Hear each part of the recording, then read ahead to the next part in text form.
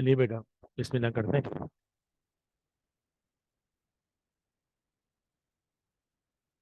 पहले जरा कंफर्म कीजिएगा कि जो लोग बैठे हुए हैं इन्हें फिजिकली मैं पहली बार देख रहा हूँ। आप रोटी कैसे कहेंगे? आगे आप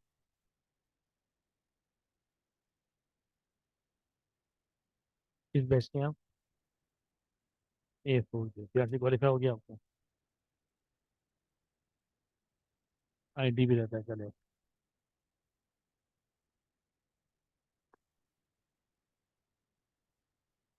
आपका TS आने की खास वजह?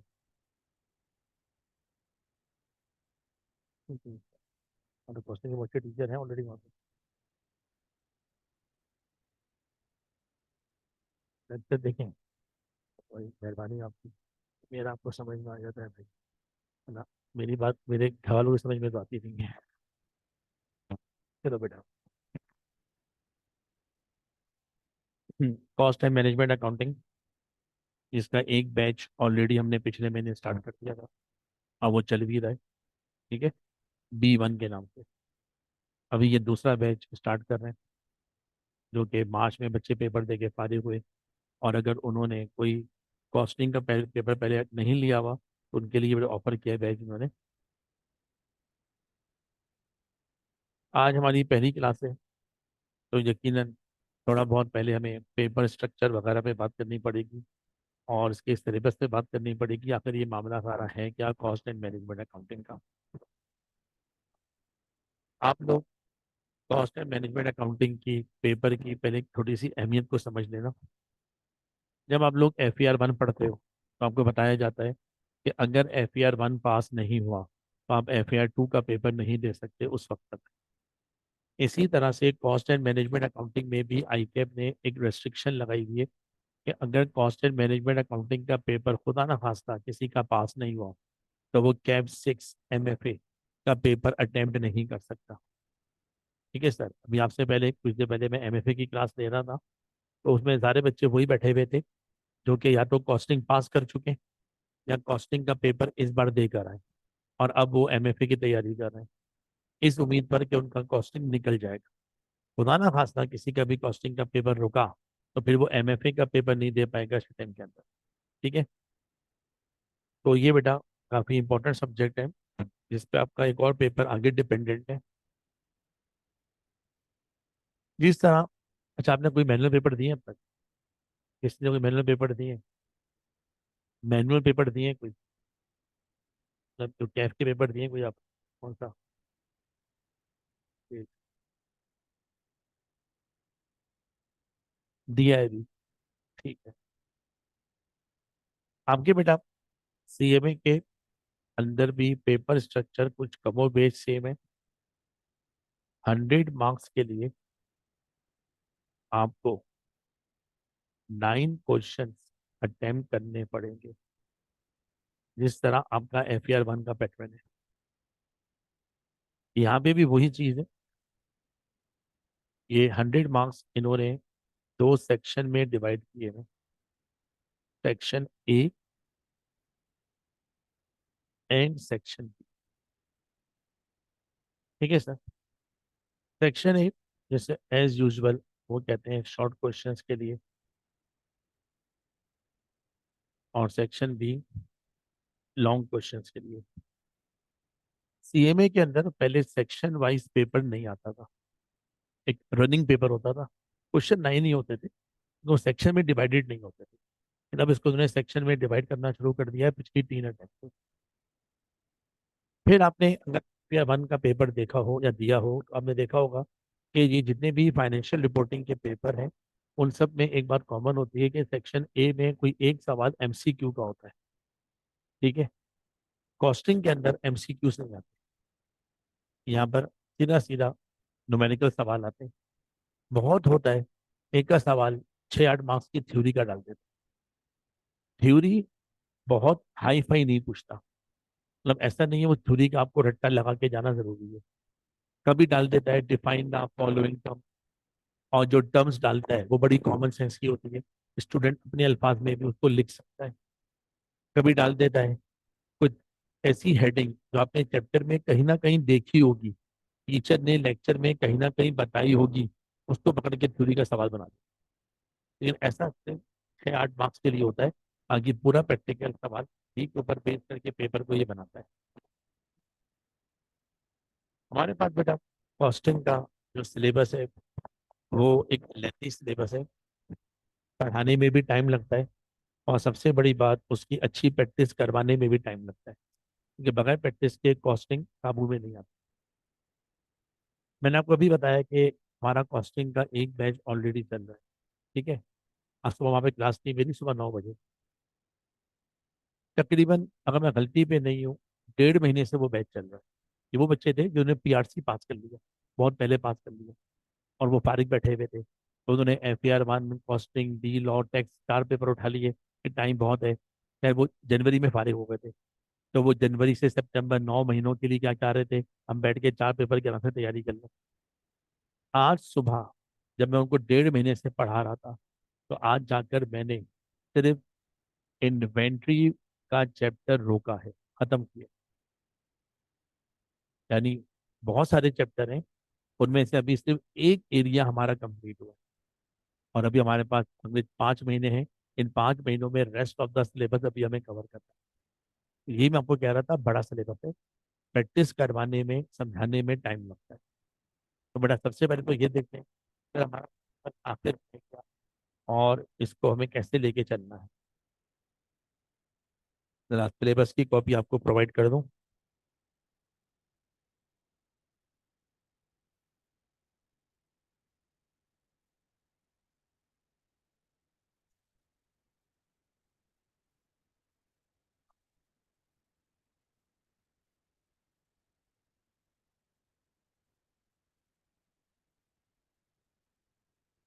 ग्रुप में भी बेटा PDF भेज रहा हूँ।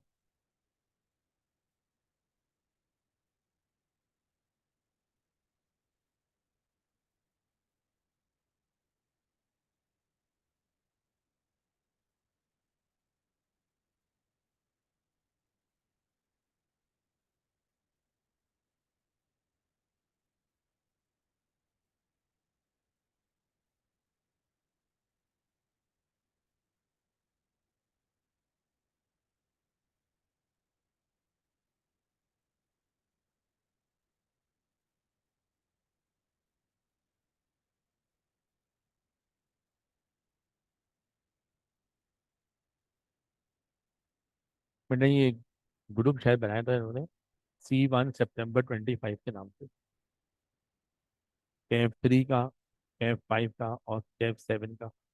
तो इस ग्रुप में मैंने सिलेबस की PDF शेयर कर दी आपके साथ।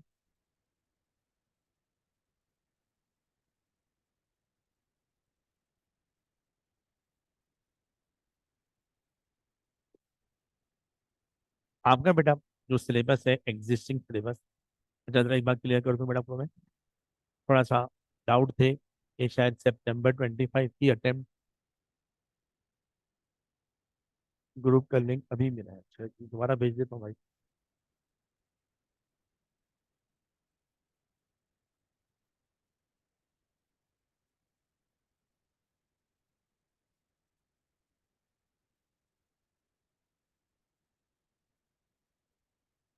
हाँ बेटा थोड़ा डाउट था कि शायद September 25 की अटेम्प्ट नई स्कीम से होगी, नई स्कीम जिसको ICAP ने काफी अर्से पहले प्रपोज किया हुआ है। तकरीबन उसकी बातें भी सामने आ गई हैं, लेकिन अप्रूवल अभी तक ICAP को मिली नहीं है गवर्नमेंट की तरफ से। लिहाजा ये बात कंफर्म हो गई है कि September 25 की अटेम्प्ट ओल्ड स्कीम से ही होगी। ठीक है सर। तो अब जो बच्चे समझ रहे थे कि सर ये KF3 cost and management accounting, अब ये चेंज होकर मैनेजमेंट अकाउंटिंग बनने वाला है, नहीं बनेगा, अभी तो यही सिलेबस चलेगा। अच्छा ICAP सिलेबस में कोई चेंज कर भी नहीं रहा था। अगर मैं आपको बात बताऊं, एज अ टीचर हमें जो सिलेबस ICAP ने नया फॉरवर्ड किया है, उसमें सिर्फ एक प्रपोजल था कि एक चैप्टर है इन्वेंटरी वैल्यूएशन के नाम से, उसे ख़त्म कर दिया जाए, क्योंकि बच्चा वो ऑलरेडी PRC में पढ़ के आ चुका होता है। तो बाद लोग उसको भी अपोज कर रहे थे कि सर ज़रूरी नहीं है, क्योंकि आईए के अंदर बहुत सारा बच्चा एग्जामेशन लेके भी बैठा हुआ होता है, तो उसने फिर नहीं पढ़ा हुआ होता इन्वेंटरी वैल्यूएशन को। लेकिन भारत आपके लिए तो भी सिलेबस के अंदर है। ICAP ने आपके 100 मार्क्स के पेपर को 3 पार्ट में डिवाइड किया हुआ है। पहला पार्ट जो कि है cost associated with the production, इसे ये नाम दे रहे हैं 35 से 45 मार्क्स के लिए। दूसरा एरिया कॉस्ट फ्लो, इसे ये 20 से 30 मार्क्स की वेटेज दे रहे हैं। और फिर cost management planning and decision, इसे ये 30 से 40 मार्क्स की बेटा वेटेज दे रहे हैं। अब इस वेटेज के अंदर बहुत सारे इंडिविजुअल चैप्टर हैं जो आपको तैयार करने पड़ेंगे।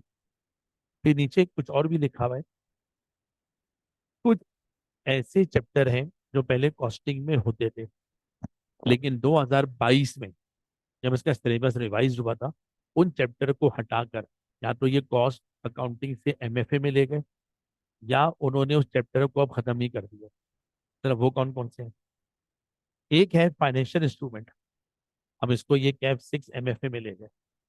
एक और चैप्टर है ओल्ड स्कीम का टाइम वैल्यू ऑफ मनी, जिसको इन्वेस्टमेंट अप्रेजल भी कहा जाता है, इसको बेटा अब ये कैप 6 में ले गए। एक और ओल्ड स्कीम में चैप्टर था सस्टेनेबिलिटी रिपोर्टिंग, अब ये सिलेबस में नहीं है। एक और चैप्टर था बजटिंग, इसको भी कैप 6 में ले गए। अब ये बात बतानी क्यों जरूरी है? जब स्टूडेंट कॉस्टिंग का पूरा सिलेबस पढ़ लेता है, वो अपने तौर पे पास पेपर को सॉल्व करने बैठता है। जब वो पुराने पास पेपर सॉल्व करता है तो क्या बोलता है, यार ये कोई ऐसा सवाल नजर आ रहा है, इस बारे में हमारे टीचर ने कोई कभी बात ही नहीं करी हमसे। ठीक है ना? फिर वो हमें मैसेज भेजता है, माजी जरा एक सवाल को देखें, ये तो समझ नहीं आ रहा इसमें पूछ क्या रहा है। फिर हम उनको रिप्लाई करते हैं, बेटा ये उस चैप्टर का सवाल है जो अब आपके सिलेबस का पार्ट नहीं है। आईकेएम सिलेबस में से चैप्टर हटा सकता है, लेकिन पास पेपर में उनके जो सवाल आ चुके हैं वो तो मिटाए नहीं जा सकते ना, वो तो छप गए, ठीक है, प्रिंट होके आ गए मार्केट के अंदर। तो लिहाजा ये बात बतानी जरूरी है कि अपनी प्रैक्टिस में अगर आपको कोई बजटिंग का सवाल नजर आए तो अब नहीं करना है उसे, वो हम एमएफए वालों को सॉल्व करवा। ठीक है सर? अब क्योंकि बेटा कॉस्ट एंड मैनेजमेंट अकाउंटिंग है, तो आपको पता ही है इसमें ज्यादातर काम तो आपको मैन्युफैक्चरिंग कंपनीज का पड़ना है। ये जो मैन्युफैक्चरिंग कंपनीज होती हैं, चीजें बना बना कर बेचती हैं, वो जानना चाहते हैं हमारी कॉस्ट क्या है। इस हवाले से आपको डिटेल में कॉस्ट को निकालना सीखना है। जब आप डिटेल में कॉस्ट को निकालना सीखोगे तो उसके लिए बहुत सारे चैप्टर सिलेबस का पार्ट बनाएंगे। आप जरा इंडिविजुअली उन चैप्टर का थोड़ा सा नो हाउ समझ लो, और उनकी एग्जाम इंपॉर्टेंस को भी समझ लो। पहला चैप्टर, इसको ये नाम दे रहे हैं इन्वेंटरी वैल्यूएशन के नाम से। इन्वेंटरी वैल्यूएशन का चैप्टर आप पीआरसी में भी पढ़ चुके हो। ठीक है सर? अब आपने पढ़ा था इन्वेंटरी की वैल्यू कैसे निकाली जाती है। फीफो मेथड भी होता है, वेटेड एवरेज मेथड भी होता है, और पीक्यू सिस्टम भी होता है, पीरियोडिक सिस्टम भी होता है। सब बातें आपने पढ़ी हुई। लेकिन हमारे सिलेबस में इन्वेंट्री के दो चैप्टर, एक इन्वेंट्री वैल्यूएशन के नाम से और एक इन्वेंट्री मैनेजमेंट के नाम से, क्योंकि वो लिखा हुआ कहीं और है। आप सिलेबस की आखिरी ग्रेड में आ जाओ, आखिरी ग्रेड में लिखा हुआ है cost management planning and decision, और इसके अंदर जो पहले दो नाम लिखे हुए, पहला नाम इकोनॉमिक ऑर्डर क्वांटिटी EOQ, दूसरा नाम safety stock and reorder level, इन दोनों के आगे ब्रैकेट बनाओ, कंबाइंड ब्रैकेट, और लिखो इन्वेंट्री मैनेजमेंट। आपकी बुक में ये इन्वेंट्री मैनेजमेंट के नाम से शामिल किया गया।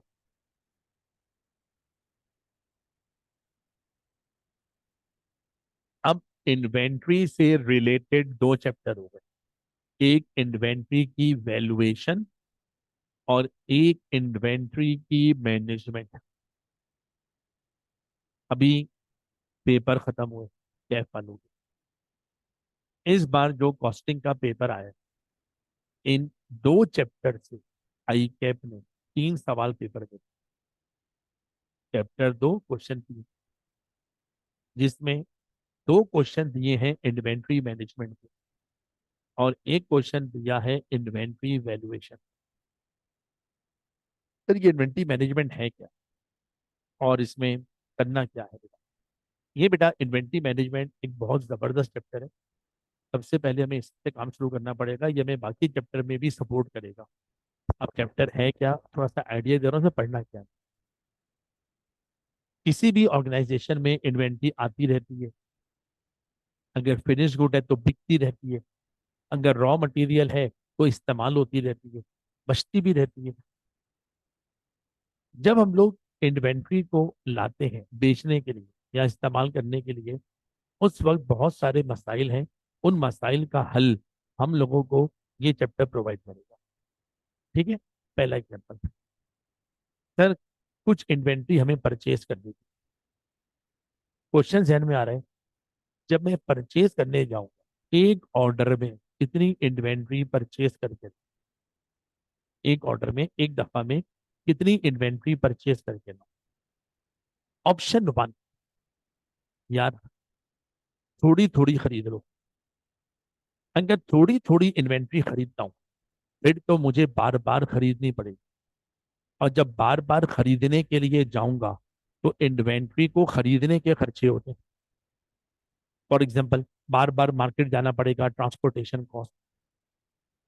अब अगर मैं थोड़ी थोड़ी इन्वेंट्री खरीदता हूँ बार बार खरीदनी पड़ेगी, जो खरीदने वाले खर्चे होते हैं इस चैप्टर में उसको कहते हैं ऑर्डरिंग कॉस्ट, ऑर्डर देने के खर्चे।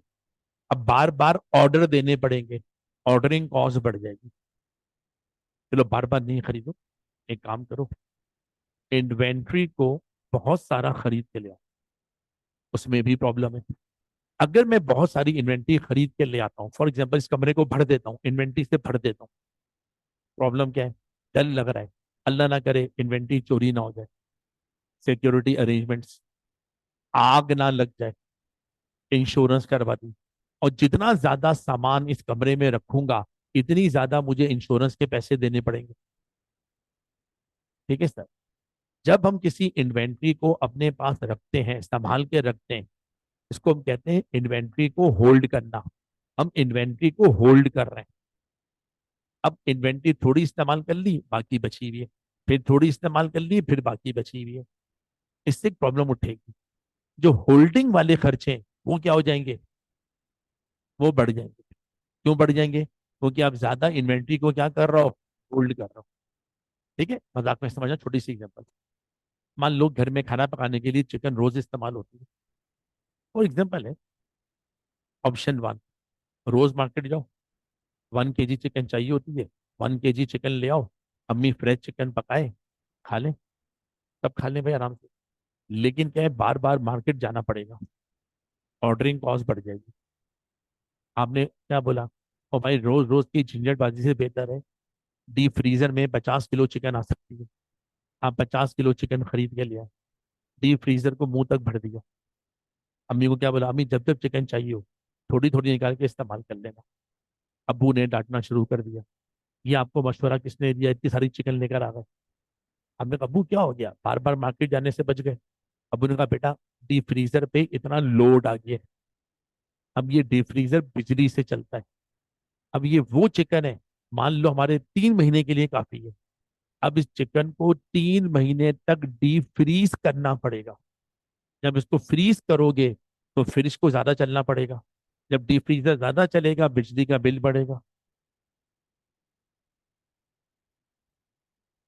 किसी ने मेरा चैट पे सवाल किया था कि 100% कोर्स आप पढ़ाएंगे सीएमए का? जी बेटा, 100% कोर्स बेटा सीएमए का मेरे पास ही है।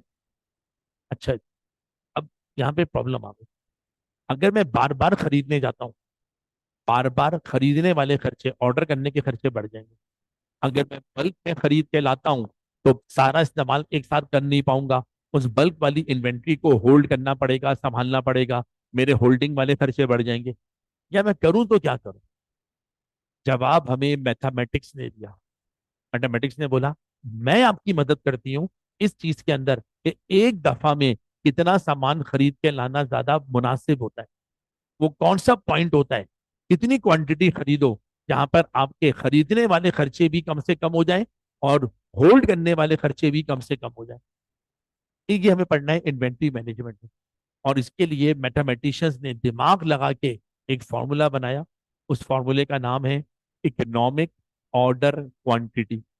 शॉर्ट फॉर्म में उसको हम कहते हैं EOQ। जरा 1 मिनट देना।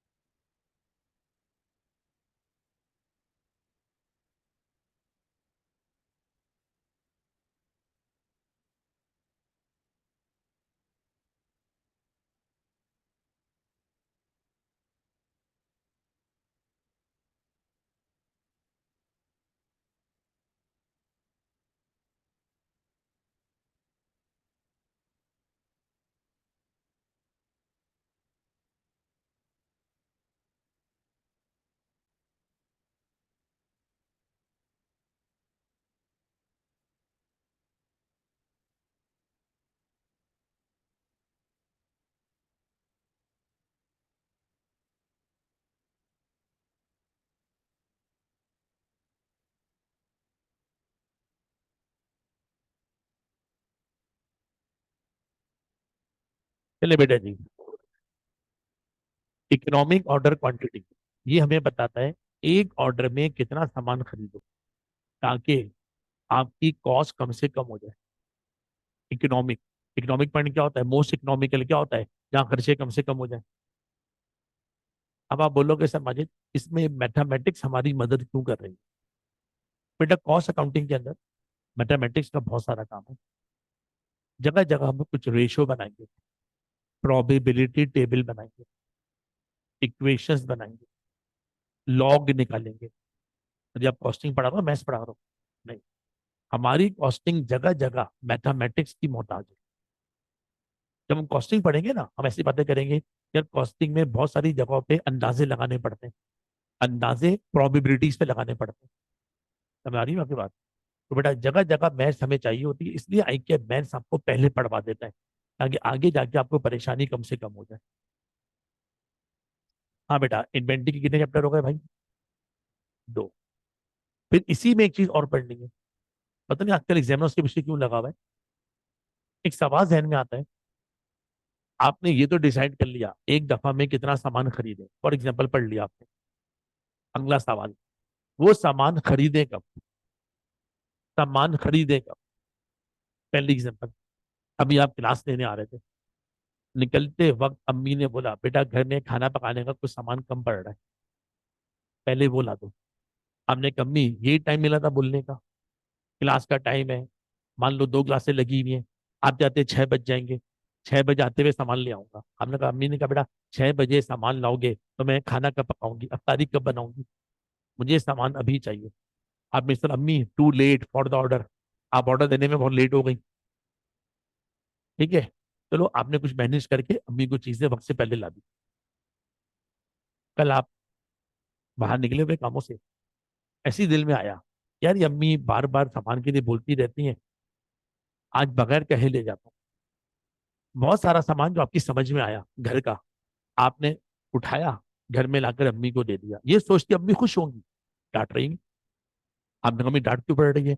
अम्मी ने कहा इनमें से बहुत सारी चीजें तो ऐसी हैं घर में भरी पड़ी हैं, तुम और लेकर आ गए, अभी उनकी जरूरत भी नहीं है, तुम फिर लेकर आ गए। अब आप एक बात सोच रहे हो, जरूरत है, टाइम नहीं है मेरे पास लाने का, ये भी गलत है। जरूरत नहीं थी मैं फिर भी लेकर आ गया, ये भी गलत है। जरूरत के वक्त चीज नहीं है, वो भी गलत है। जरूरत से पहले बहुत ज्यादा पड़ी हुई है, वो भी जरूरत है, गलत है। एक सवाल ध्यान में आ रहा है, खरीदूं कब? कब खरीदूं ताकि मैं अपनी कॉस्ट कम से कम कर सकूं?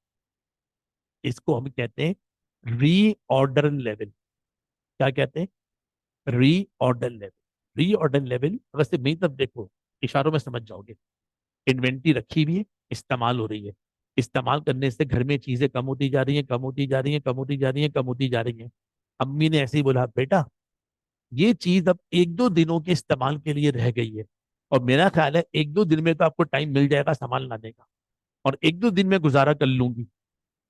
अम्मी ने क्या समझा, अब मुनासिब टाइम आ गया है आपको नया ऑर्डर देने का। बात समझ में आ गई? हमें कैलकुलेट करना पड़ता है कितनी इन्वेंट्री रह जाए, अब हमें नया ऑर्डर दे देना चाहिए।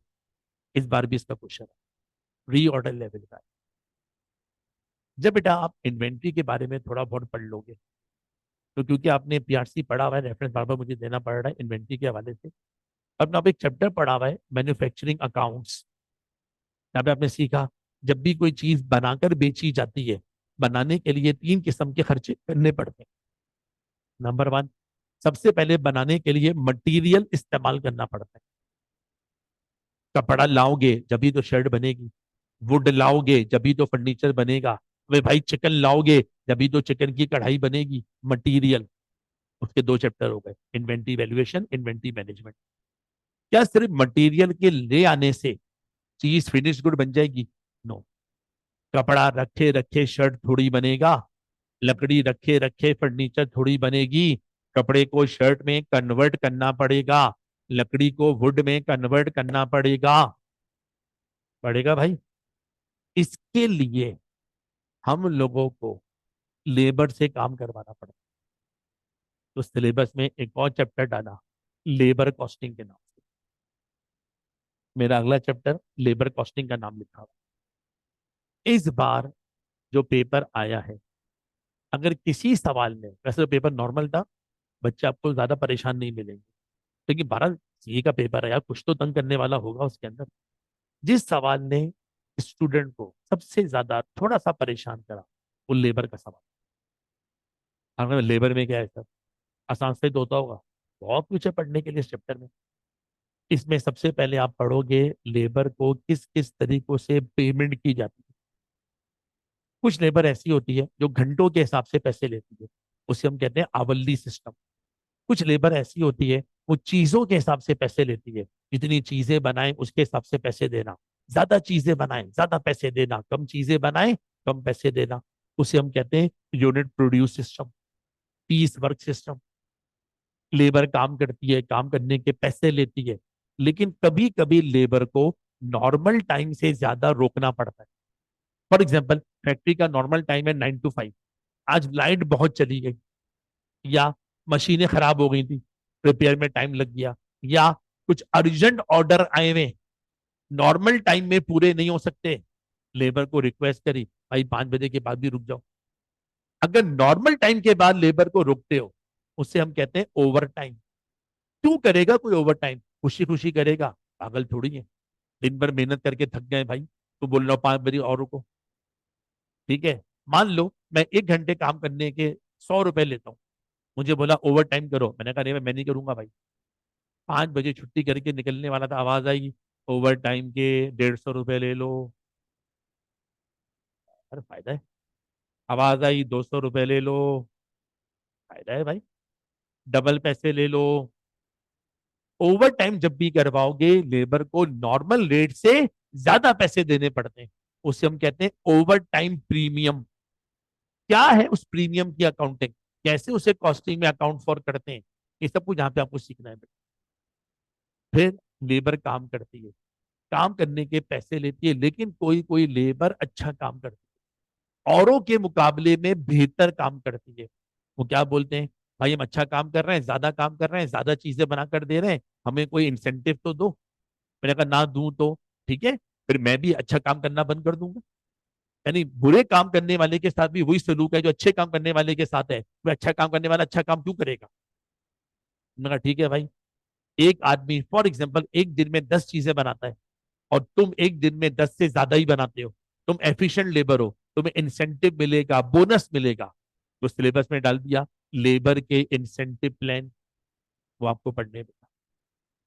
फिर सब कुछ अच्छा भला चल रहा था, इन्होंने सिलेबस में एक चीज सीए फाइनल से निकाल के डाली। जबरदस्त चीज है, पढ़ के मजा आए। मैं जबरदस्त उसको बोलता हूँ जिससे सीखने को मिले, दिमाग खुले, दिमाग तेज चलना शुरू हो जाए। उसका नाम है लर्निंग कर्व थ्योरी। ये पहले सीए फाइनल में होता था, उसको उठा के अब ये यहाँ पे लेकर आ गए, और अब तक इसका 4 बार अलग से सवाल भी आ चुका है। लर्निंग कर्व थ्योरी हमें ये समझाती है, अगर लेबर से कोई नया काम पहली बार करवाओ, पहली बार, क्योंकि वो काम नया होता है, पहली बार होता है, तो लेबर का टाइम थोड़ा ज्यादा लग जाता है। लेकिन जब वही काम अगर बार बार करने वाला है, रिपीटेटिव नेचर का है, वही चीज लेबर बार बार बनाए, तो लेबर सीखती है, लर्निंग आती है, लर्निंग। और लर्निंग के बाद वो टाइम क्या हो जाता है, थोड़ा सा कम हो जाता है। फॉर एग्जाम्पल, अगर पहली चीज 5 घंटे में बनी है और आपने सीखा, तो अगली चीज को थोड़े कम टाइम में बनना चाहिए। आपने और सीखा, उसको और कम टाइम में बनना चाहिए। टाइम बचेगा, टाइम बचेगा, लेबर की कॉस्ट बचेगी, कॉस्ट बचेगी, ये कंपनी के लिए अच्छी बात है बेटा। तो लर्निंग कर्व थ्योरी एक लॉक का फॉर्मूला है, उसको इस्तेमाल किया जाता है कॉस्ट बचाने के लिए, वो भी आपको पढ़ना है बेटा।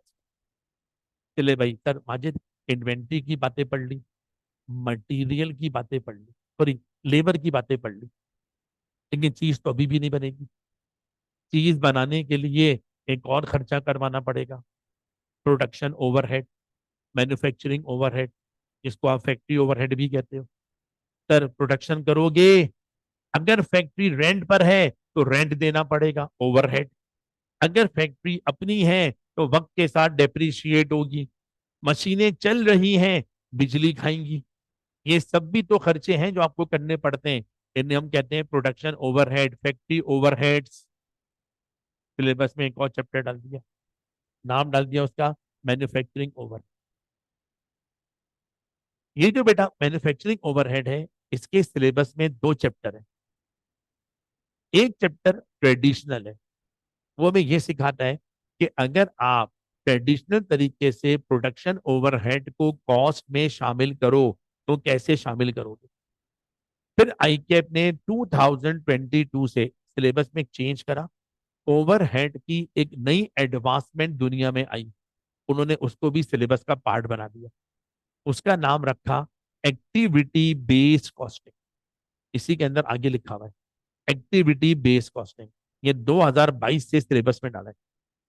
दोनों में फर्क क्या है जरा वो थोड़ा सा समझा देता हूं। अगर आप सिंगल प्रोडक्ट बनाते हो, सिंगल प्रोडक्ट एक ही चीज बना रहे हो, फिर तो आप मैन्युफैक्चरिंग ओवरहेड वाला चैप्टर पढ़ो, उससे आपका काम हो जाएगा।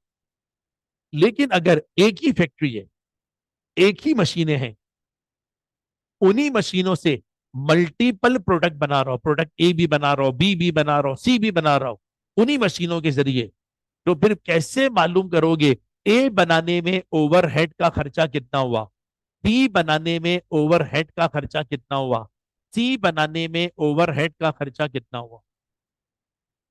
समझ में आ रही बात आपको? मजाक में समझना। घर में गैस इस्तेमाल हो रही है, मान लो गैस सिर्फ और सिर्फ नाश्ता पकाने में इस्तेमाल हो, हल्का ऐसा होता नहीं है, एज्यूम कर लो सारी गैस नाश्ता पकाने में इस्तेमाल होती है, तो गैस का जो भी बिल आए नाश्ते में डाल दो। प्रॉब्लम कब आएगी? वही गैस नाश्ते में इस्तेमाल हो रही है, वही गैस दोपहर के खाने पकाने में इस्तेमाल हो रही है, वही गैस रात के खाना पकाने में इस्तेमाल हो रही है, और उसी गैस से गीजर भी चल रहा है।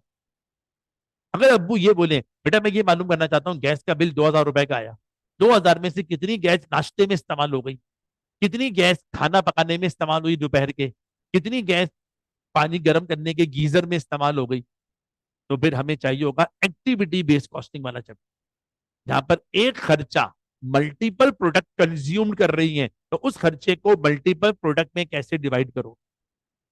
ये एक्टिविटी बेस्ड कॉस्टिंग का चैप्टर अब तक 7 अटेम्प्ट हो चुकी है, 2022 से अब तक 7 अटेम्प्ट। 7 अटेम्प्ट में अब तक इसका सवाल सिर्फ 2 बार आया है।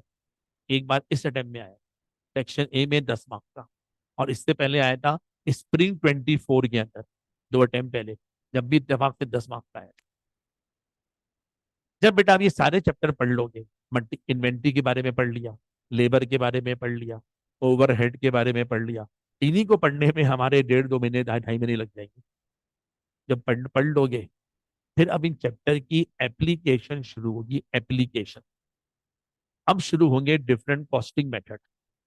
दुनिया में लोग अगर चीज बना भी रहे, एक जैसे तरीकों से नहीं बना रहे, अलग अलग तरीकों से बना रहे हैं, तो फिर उसके नेचर के हिसाब से डिफरेंट कॉस्टिंग के मेथड डाल दिए गए जो आपको समझ रहे हैं। पहला डाला जॉब ऑर्डर कॉस्टिंग। सर ये क्या होता है? जॉब ऑर्डर कॉस्टिंग एक ऐसा कॉस्टिंग मेथड होता है जो उन ऑर्गेनाइजेशंस में इस्तेमाल किया जाता है जो कि ऑर्डर पे काम करते हैं। कस्टमर ऑर्डर देते हैं, वो ऑर्डर के मुताबिक चीज बनाकर देते हैं। वो जानना चाहते हैं ऑर्डर पे बनने वाली हर चीज कितने की है। रफ सी एग्जांपल लेते हैं, मेरा और आपका टेलर, नॉर्मल टेलर, एक तो होता है बुटीक, वो क्या होता है, सर कपड़े तैयार कर करके रखे में, आओ पसंद करो ले जाओ। एक होता है टेलर, मशीनें लगा के बैठा हुआ है, लेबर को लेके बैठा हुआ है। लेकिन क्या वो टेलर मेरे और आपके कपड़े पहले से तैयार करके रखता है? नो। हम जाते हैं अपनी पसंद का कपड़ा लेकर, अपना साइज देते हैं, अपना डिजाइन बताते हैं, हमारे ऑर्डर के मुताबिक वो टेलर हमारे ड्रेस को तैयार करके देता है। अब इस तरह समझो, टेलर कह रहा है दिन भर में कस्टमर आते रहते हैं, मुझे ऑर्डर दे के जाते हैं, ऑर्डर ऐसा बना दो, वैसा बना दो, ये कर दो, वो कर दो। वो भी कह दे आज मैंने दिन भर में 5 ड्रेस तैयार करे, और मैं जानना चाहता हूँ ये 5 ड्रेस कितने के बने। इन पांचों ड्रेस की कॉस्ट एक जैसी शायद ना हो।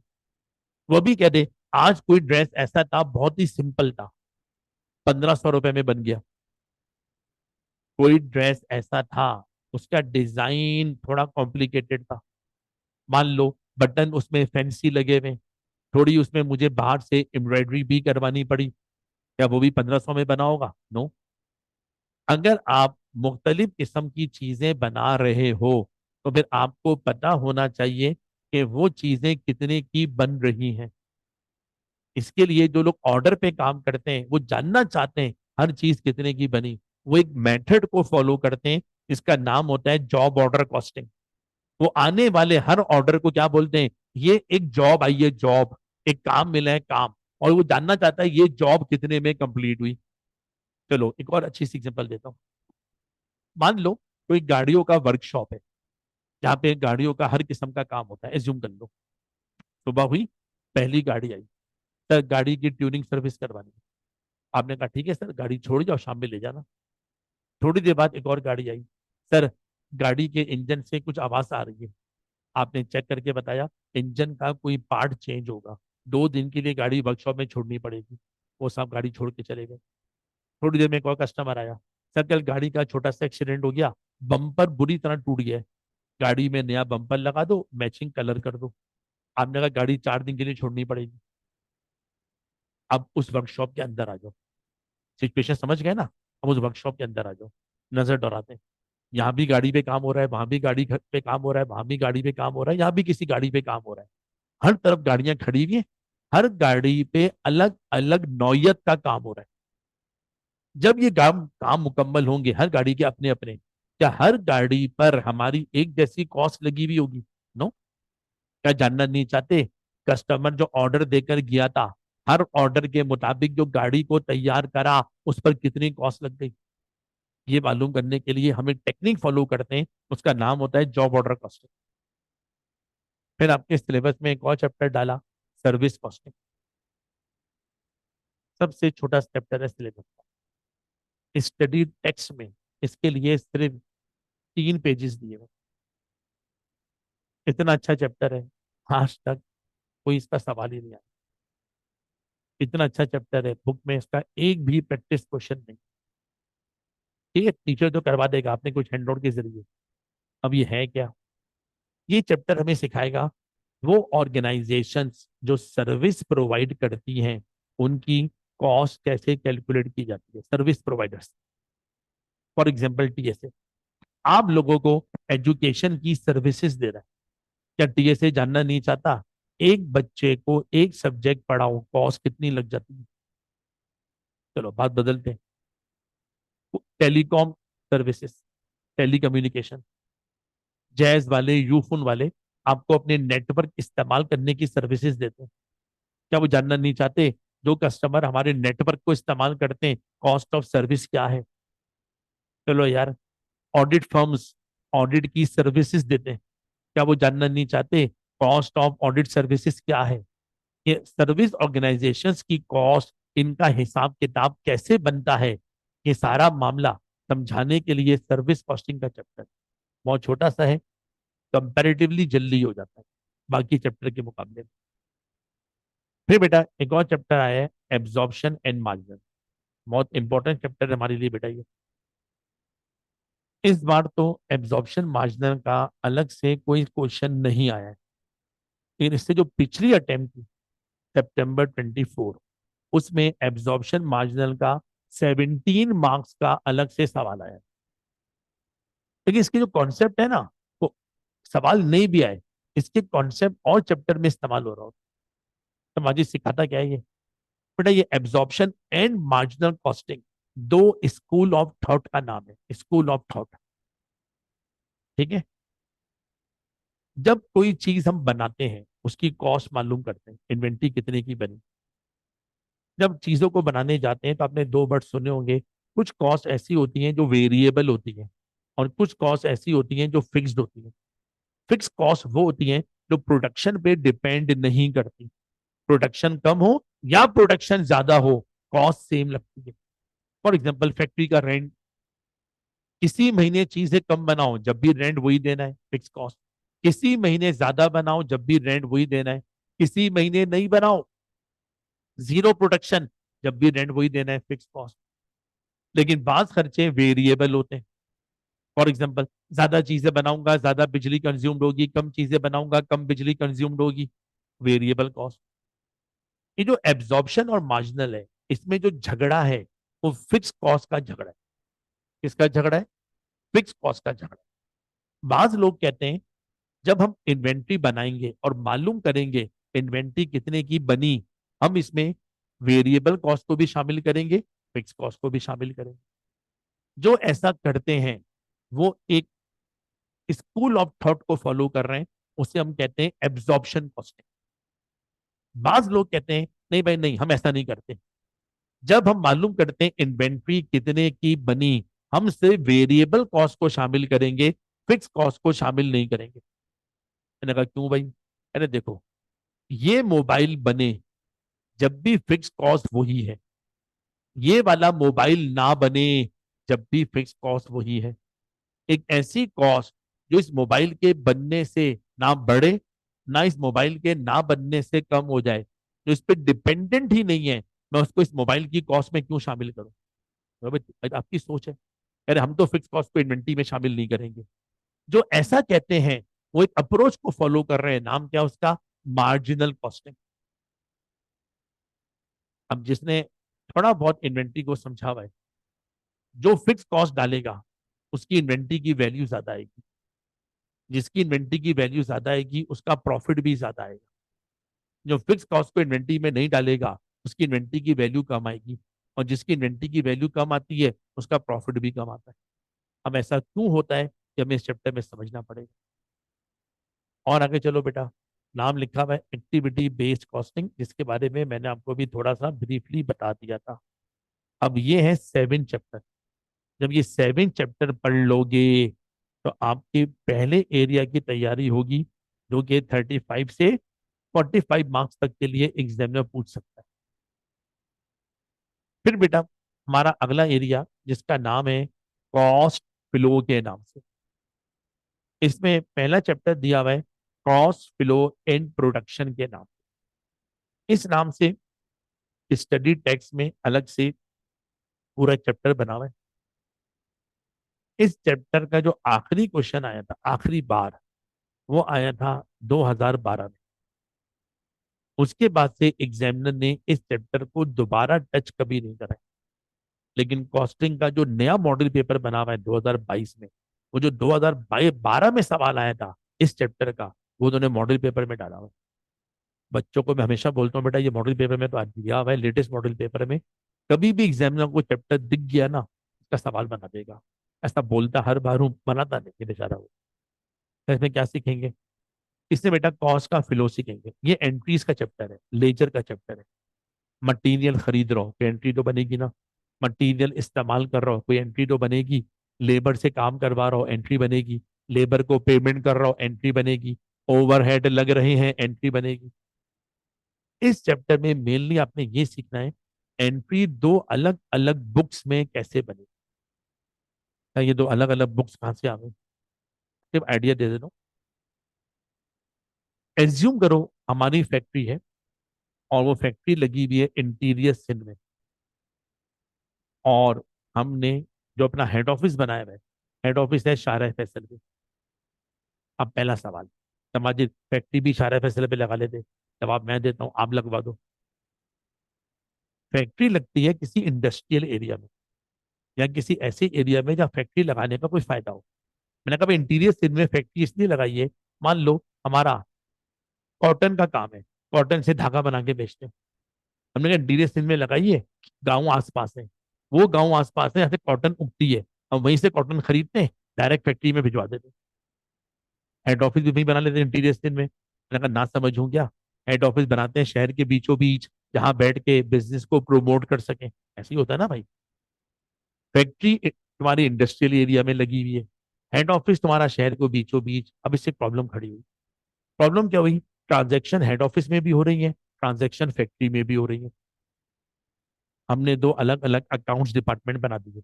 हमने कहा हेड ऑफिस का अकाउंटेंट अलग है, फैक्ट्री का अकाउंटेंट अलग है। फैक्ट्री में जितनी ट्रांजैक्शन हो रही है वो फैक्ट्री के अकाउंटेंट साहब रिकॉर्ड करेंगे, हेड ऑफिस में जितनी ट्रांजैक्शन हो रही है वो हेड ऑफिस के अकाउंटेंट साहब रिकॉर्ड करेंगे। लेकिन एक बात बताओ, जब ऐसा होगा, क्या आप फाइनेंशियल स्टेटमेंट भी दो बनाओगे? नहीं, फाइनेंशियल स्टेटमेंट तो कंपनी की एक बनेगी, ट्रांजेक्शन दो जगह रिकॉर्ड हो रही है, उन दो जगह की ट्रांजेक्शन को कैसे आपस में मिलाओगे और मिलाकर एक फाइनेंशियल स्टेटमेंट बनाओगे। ये काम आपको इस चैप्टर में सीख। Cost flow in production. फिर बेटा एक और चैप्टर है प्रोसेस कॉस्टिंग, और उसी के नीचे उसकी एडवांसमेंट लिखी हुई है ज्वाइंट एंड बाय प्रोडक्ट। ठीक है, आप गौर से मुझे देखो। मैंने अभी बोला प्रोसेस कॉस्टिंग, फिर बोलता हूँ प्रोसेस कॉस्टिंग, फिर बोलता हूँ प्रोसेस कॉस्टिंग। ना मुझे एक बात बताओ, क्या आप मुझे रोता हुआ देख रहे हो? क्या आप मुझे परेशान देख रहे हो? ये बोलते हुए अंदर से मैं रो भी रहा हूँ, अंदर से मैं परेशान भी। तो सर माजिद, अबे यार जान को अजाब चैप्टर है। एक बार छिड़ जाता है ना, खत्म होने का नाम नहीं लेता। बहुत बड़ा चैप्टर है, आराम से हमारा 1.5 महीना खा जाए। ठीक है, लेकिन इसमें जो कुछ सीखोगे ना, वो सारे कॉन्सेप्ट किसी और चैप्टर में कहीं ना कहीं काम आते। बुक में सबसे बड़ा चैप्टर यही दिया। सिखाता क्या है सर माजिद? ये बेटा सिखाता है उन ऑर्गेनाइजेशंस की अकाउंटिंग जहां पर एक जैसी चीज बार बार बने, एक जैसे प्रोसेस से बने। देखिए अभी मैंने बात की थी जॉब ऑर्डर कॉस्टिंग, वहां पे एक जैसी चीज नहीं थी। जैसा ऑर्डर दोगे वैसी चीज बना के दूंगा। अब मैं उसका उल्टा बोल रहा हूँ। पहली एग्जाम्पल, आप गए पेप्सी कंपनी में, जाके कह रहे हैं हमारे घर में कोई बहुत बड़ा फंक्शन होने वाला है, हमें 20,000 कोल्ड ड्रिंक चाहिए। आपने कहा मिल जाएंगी। आपने बोला लेकिन बात तो पूरी सुन लो, तुम्हारी दो किस्म की कोल्ड ड्रिंक है, एक है डाइड जिसमें शुगर बिल्कुल नहीं होती, एक होती है रेगुलर जिसमें थोड़ी शुगर हमें ज्यादा लगती है। हमें 20,000 कोल्ड ड्रिंक ऐसी चाहिए जिसमें रेगुलर ड्रिंक से शुगर कम हो, डाइट से थोड़ी ज्यादा हो। हमारा ऑर्डर ले लो, 20,000 कोल्ड ड्रिंक ऐसी बनाकर दे दो। पेप्सी कंपनी ने कहा सॉरी सर, ऐसी कोई कोल्ड ड्रिंक हम नहीं बनाते और बनाएंगे भी नहीं। ने कहा क्यों? आपने कहा इसलिए कि हम ऑर्डर पे काम ही नहीं करते। पेप्सी का अपना एक फॉर्मूला है बनाने का कोल्ड ड्रिंक का। ये फॉर्मूला बाहर की हमारी ओरिजिनल कंपनी से आता है। जैसा फॉर्मूला वो हमें देते हैं, हम वैसी कोल्ड ड्रिंक बना के बेचते हैं। पीनी है तो ये पी लो कोल्ड ड्रिंक, नहीं माजरत। एक जैसा प्रोसेस, एक जैसे प्रोसेस से लाखों कोल्ड ड्रिंक रोज बन रही है। जानना नहीं चाहते बनने वाली कोल्ड ड्रिंक कितने की है? और एग्जांपल लेते हैं ऑयल रिफाइनरीज। ऑयल लेती हैं, रिफाइंड करती हैं, रिफाइंड करके पेट्रोल हासिल करने की कोशिश करते हैं। अगर जाके उनको बोलो आपके दो पेट्रोल मार्केट में आते हैं, एक रेगुलर पेट्रोल, एक हाई ऑक्टेन। सबने देखा पेट्रोल पंप के ऊपर। मैंने कहा मुझे हाई ऑक्टेन से भी अच्छी क्वालिटी का पेट्रोल चाहिए, प्लीज बना के दे दो। उन्होंने बोला सॉरी सर, हमारा एक खास प्रोसेस है, उस प्रोसेस में हम दो ही पेट्रोल बनाते हैं, इस्तेमाल करना है तो कर लो वरना मान लो, हम ऑर्डर पे चीज बनाते ही नहीं। क्या ये लोग जानना नहीं चाहते बनने वाली चीज कितने की है? लेकिन इनकी अकाउंटिंग बड़ी डिफरेंट किस्म की। तो इसी में इसका अगला एडवांसमेंट मिला दो, अगला chapter joint and by product. बास प्रोडक्शन प्रोसेस ऐसे होते हैं जो कि प्रोसेस एक होता है, साइमल्टेनियसली उसी में से एक से ज्यादा चीजें बन बन के बाहर सामने आती, उन्हें हम कहते हैं ज्वाइंट एंड बाई प्रोडक्ट। काम एक करो, एक से ज्यादा चीजें बन बन के निकलती, हम उन्हें बनाते नहीं है, खुद ही बन बन के निकलती। चलो समझाने के लिए, हम ऑयल रिफाइन करके पेट्रोल हासिल करना चाहते हैं। जो लोग इंटर साइंस वाले अगर हैं, फिजिक्स पढ़ा हुआ हो, मैंने तो पढ़ा हुआ है, तो वहां सिखाया जाता है ऑयल रिफाइनिंग का पूरा प्रोसेस। उसमें बताया जाता है जब ऑयल रिफाइंड होता है ना, ऑयल उस रिफाइनरी में उसी ऑयल से 37 से ज्यादा प्रोडक्ट बन बन के निकलते। ठीक है, अब मैं इसको आसान कर देता हूँ। ऑयल रिफाइंड करा, ऑयल को एक प्रोसेस से गुजारा, कुछ ऑयल अच्छा रिफाइंड हो गया, पेट्रोल कहलाया। उसी ऑयल में से कुछ डीजल भी निकल रहा है, उसी ऑयल में से कुछ केरोसिन ऑयल, मिट्टी का तेल निकल रहा है। रिफाइंड होने के बाद उसका कचरा बच रहा है, मान लो उसको पेट्रोलियम जेली कहते हैं। 3-4 प्रोडक्ट बन के निकल रही है। मैंने अपने प्रोडक्शन मैनेजर को बुला के डांटा, और मैंने कहा फालतू चीजें क्यों बना रहा हो? मैंने इतनी बड़ी रिफाइनरी पेट्रोल बनाने के लिए लगाई है, सिर्फ पेट्रोल बनाओ। उसने बोला सर सिर्फ पेट्रोल नहीं बनेगा, पेट्रोल चाहिए। मैंने कहा जी। अरे डीजल भी बनेगा, मिट्टी का तेल भी बनेगा। मैंने कहा क्यों बन रहा है, और सबसे बड़ी बात किससे पूछ के बन रहा है? कह रहा बना नहीं रहे, ये खुद ही बन बन के निकल रहे। ठीक है, और आपकी समझ में नहीं आ रही। ठीक है, एग्जाम्पल बदलता हूँ। आपने कहा सर माजिद ऐसा पढ़ाओ हम सब पास हो जाए। अच्छी ख्वाहिश है ना? जवाब पता क्या दूंगा? बेटा पढ़ाता तो मैं वही वाला हूँ, एक जैसा लेक्चर सारे बच्चों को देता हूँ। इन्हीं लेक्चर को सुन सुन के कोई कभी मेरिट ले आता है, इन्हीं बातों को सुन सुन के कोई पास हो जाता है। और ये भी हकीकत है, इन्हीं बातों को सुन सुन के कोई फेल भी हो जाता है। मेरिट लाने वाले को हम अलग से एक सवाल भी नहीं करवाते, और फेल होने वाले को अलग से एक सवाल कम भी नहीं करवाते। एक ही प्रोसेस से, एक ही लेक्चर से, एक ही प्रोसेस से सब गुजरते हैं। उन्हीं बातों को सुन सुन के कोई मेरिट ला रहा है, कोई पास हो रहा है, कोई फेल हो रहा है। इसी तरह से हमारा एक प्रोसेस है, ऑयल रिफाइंड करना। कुछ ऑयल अच्छा रिफाइंड हो जाता है, मान लो वो पेट्रोल कहलाता है। कुछ ऑयल अच्छा रिफाइंड नहीं हो पाता, मान लो वो मिट्टी का तेल कहलाता है। कुछ ऑयल का कचरा बच जाता है, केरोसिन ऑयल। अब इससे प्रॉब्लम खड़ी हो गई। 5 लाख रुपए खर्च करे प्रोसेस के अंदर, अच्छा होता सिर्फ पेट्रोल बनता, पूरे 5 लाख किसको दे देता? पेट्रोल को दे देता। लेकिन उसी 5 लाख के खर्चे में पेट्रोल निकल के बाहर आ गया, उसी 5 लाख के खर्चे में डीजल निकल के बाहर आ गया, उसी 5 लाख के खर्चे में मिट्टी का तेल निकल के बाहर आ गया। कैसे मालूम करोगे 5 लाख में से पेट्रोल कितने का बना है, डीजल कितने का बना, मिट्टी का तेल कितने का बना? ये मालूम करने के लिए दुनिया में परफेक्ट तरीका आज तक कोई बना ही नहीं है। अंदाजे लगा सकते हैं, अंदाजे वही, मैं वही बात कर रहा हूँ। हम सब दोस्त कहीं बैठ के खाना खाया, 10,000 का बिल आ गया। हमने कहा चल भाई 10,000 सब में बांट लेते हैं। हमने कहा 5 दोस्त हैं, 10,000 का बिल है, 2-2 हजार सब दे दो। क्या वाकई में 2-2 हजार का ही खाना सबने खाया है? नो। मैंने कहा तू बांट ले एग्जैक्ट। हंस गए। एग्जैक्ट कैसे बांटे? क्या एक एक के निवाले गिने, एक एक के स्पून गिने? क्या खाना खाने से पहले का वजन करें, खाना खाने के बाद सबका वजन करें, तो पता चले खाना किसने कम खाया किसने ज्यादा खाया? लेकिन ये भी कोई परफेक्ट तरीका थोड़ी है। इसी तरह पेट्रोल कितने का बनता है, ये एक सेपरेट साइंस है। कभी तो जहन में एक सवाल आता होगा, अरे ये गवर्नमेंट ऑफ पाकिस्तान इतना बड़ा डिवीजन लेके चल रही है, OGRA, oil and gas regulatory authority, ये इतनी बड़ी डिवीजन करती क्या है? सिर्फ पेट्रोल की कॉस्ट निकालती है, ऑयल की कॉस्ट निकालती है, फिर बताती है अगले 15 दिन के लिए पेट्रोल कितने का बेचेंगे, गैस कितने की बेचेंगे। लेकिन जब आप इसकी ऑगरा के देखोगे ना, अगर सियासत बीच से हटा दो, इस डिपार्टमेंट में जो लोग बैठे हुए अब उनकी क्वालिफिकेशन देखोगे, PhD in petroleum science, masters in petroleum science. आपने कहा समाजिद कहीं उस लेवल का हमें नहीं पढ़ा देना यार, हमें उस लेवल का नहीं पढ़ना है। कॉस्ट कैसे बढ़ती है मुख्तलिफ प्रोडक्ट में, इसके 3 मेथड, 3 कॉमन मेथड हमारे सिलेबस में डाले गए। उन 3 में से कोई एक मेथड पेपर में आता है, वो आपको सीखना है। तो ये 2 चैप्टर बुक में अलग अलग दिए में काम एक है, process costing, joint and by product. और आगे चलो, एक और चैप्टर आ रहा है जिसका नाम है टारगेट कॉस्ट। जबरदस्त चैप्टर है, जैपनीज अप्रोच। ठीक है सर, अब तक पेपर में इसका 5 बार अलग से सवाल आ चुका है। टारगेट कॉस्टिंग की अप्रोच उस वक्त इस्तेमाल की जाती है जब हम लोग किसी नई प्रोडक्ट को डिजाइन करते हैं।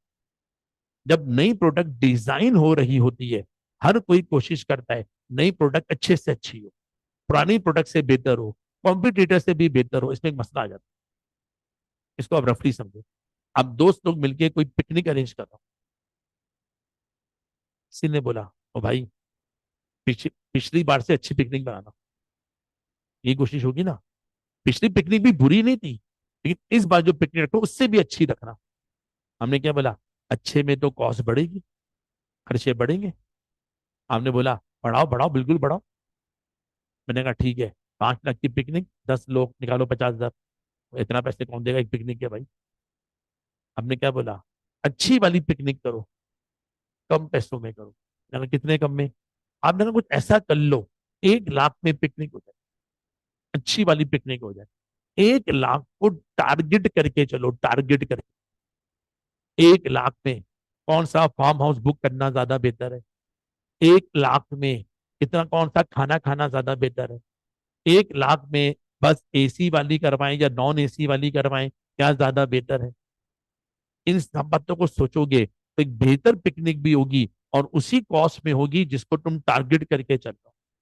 इसी तरह से जब हम नई प्रोडक्ट को बनाते हैं, बनाने के चक्कर में कभी कभी कॉस्ट बहुत ज्यादा हाई हो जाती है, और इतनी हाई कॉस्ट वाली चीज मार्केट में बेचना पॉसिबल नहीं हो पाता।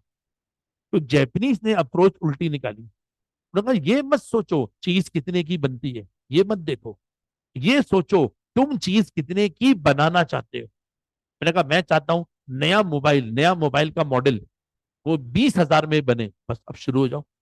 20,000 में अच्छे से अच्छा मोबाइल कैसे बन सकता है, ये दिमाग लगा।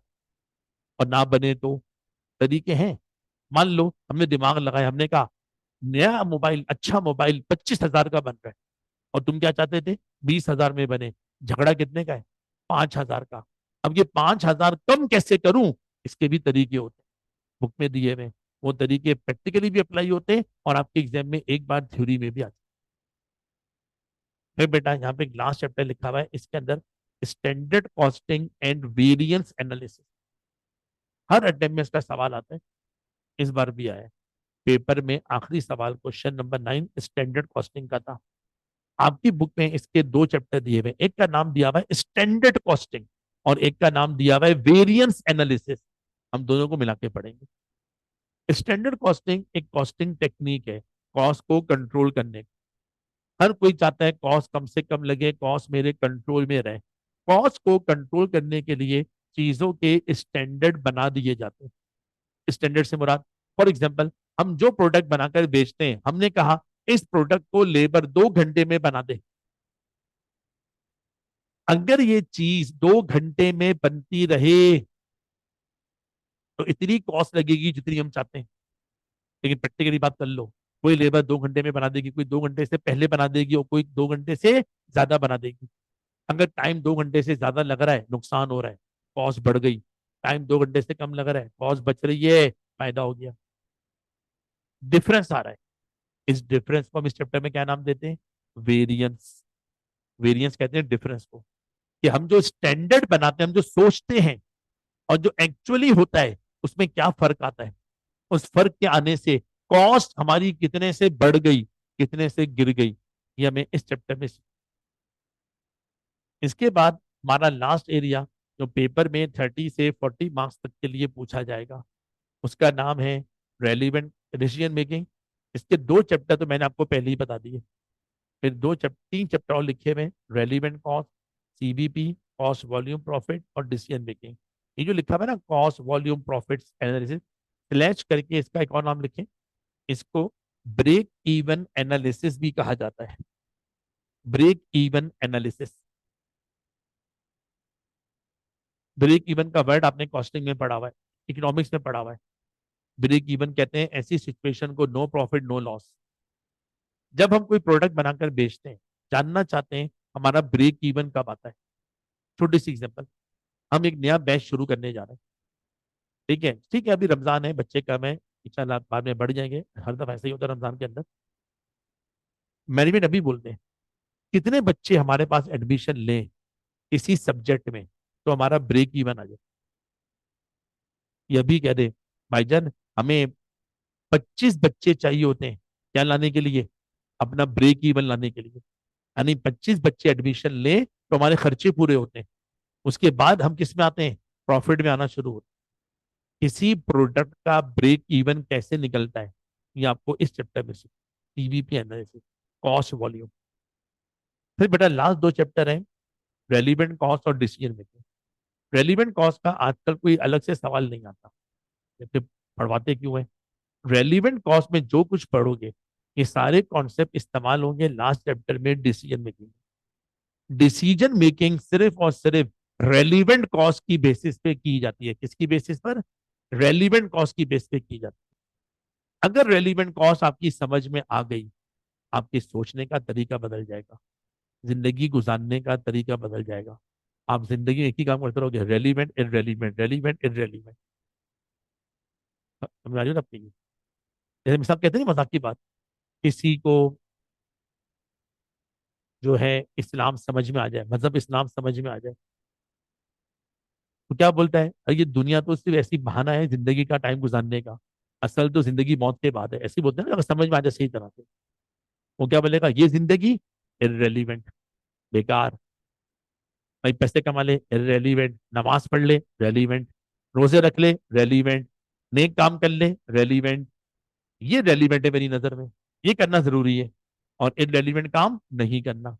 इसी तरह जब हम कोई फैसला करने बैठते हैं, बहुत सारे खर्चे सामने होते हैं, कुछ खर्चे ऐसे होते हैं उन फैसलों में बेकार होते हैं, इरेलीवेंट, उन्हें धक्का मार के बाहर फेंक दो। और कुछ फैसले क्या होते हैं, रेलिवेंट होते हैं। डिसीजन मेकिंग रेलिवेंट कॉस्ट की बेस पे की जाती है। अब क्या होती है रेलिवेंट कॉस्ट, कैसे कैलकुलेट की जाती है, ये आपको इस चैप्टर में। बस बेटा, ये हमारा छोटा सा सिलेबस है जो हमें पढ़ना है। आप देख लो, आप कह रहे हो छोटा सा, नहीं, मैंने पढ़ाना है, मैं तो हंस रहा हूँ। आपको तो पता ही नहीं चैप्टर में क्या पढ़ना है, कितना डेप्थ में पढ़ना है, कितनी प्रैक्टिस करना है, मैंने फिर भी हंस रहा हूँ। अल्लाह साथ देता है, आदमी हिम्मत करे, अल्लाह साथ देता है। स्टडी टेक्स्ट में कोई चेंज आने वाला नहीं इस अटेम्प्ट के लिए, चाहे तो आप ले सकते हैं। अभी फिलहाल मुझे जरूरत नहीं पड़ेगी, 1 डेढ़ महीना तो मैं अपने हैंड आउट से भी गुजार लूंगा। उसके बाद कुछ आगे जाके चैप्टर ऐसे हैं, ऐसे प्रोसेस कॉस्टिंग, पूरा मैं स्टडी, 134 पेज का चैप्टर है वो, पूरा मैं स्टडी टेक्स्ट से पढ़ना है, joint by product study text से पढ़ना है। ऐसे और भी बहुत सारे चैप्टर बेटा जो मैं स्टडी टेक्स्ट से प्रैक्टिस कर, सबकी समझ में आ गया बेटा। अब सिलेबस मैंने डिटेल में आपको डिलीवर कर दिया है। इनशाला अगली क्लास जब भी हमारी अरेंज होती है, अब हम कॉस्टिंग की प्रैक्टिकल बातें शुरू करेंगे। आखिर ये कॉस्टिंग है क्या, 2 घंटे मुझे चाहिए बेसिक कॉन्सेप्ट समझाने के लिए। फिर इंशाल्लाह जब आप कॉस्टिंग की बेसिक बातें सीख लोगे, फिर मैं आपके किसी प्रॉपर चैप्टर को शुरू करूँगा। क्लियर है सबके यहाँ तक? थैंक यू दोस्त, अल्लाह हाफ़िज़।